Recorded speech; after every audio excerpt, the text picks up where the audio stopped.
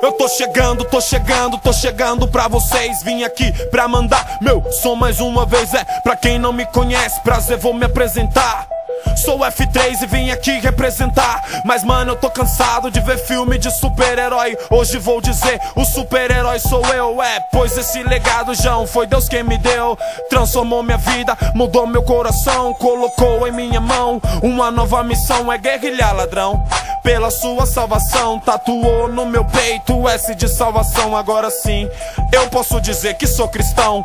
Dores, sofrimentos e desilusões que frustram muitas vezes nossos corações. É tipo trevas nas quebradas, vejo sangue nas calçadas, vidas dilaceradas e corpos no chão. É mais um mano morto aí por facção. Agora me lembrei daquele meu irmão, faço por ele a minha oração. Deus, peço que abençoe a quebrada de Barueri e os manos firmeza, que estou feliz porque aqui eu conheci. Aproveito pra citar Mano Firmeza, Mano Peca, MC.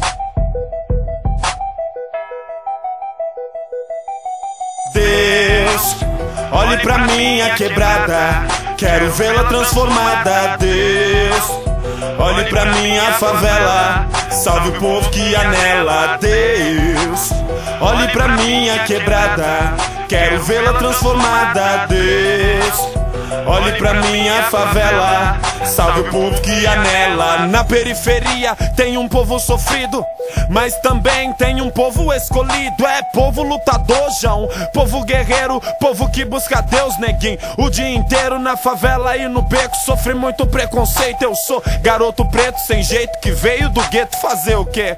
Se o meu destino é desse jeito.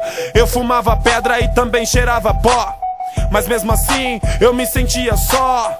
Eu era trevas, mas hoje sou luz, porque eu aprendi a seguir nos passos de Jesus. Mas se Deus fez por mim, também faz por você.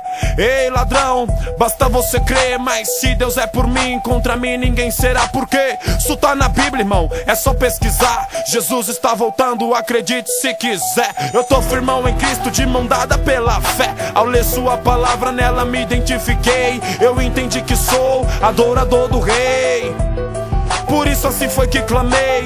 Deus, olhe pra minha quebrada, quero vê-la transformada. Deus, olhe pra minha favela, salve o povo que há nela. Deus, olhe pra minha quebrada, quero vê-la transformada.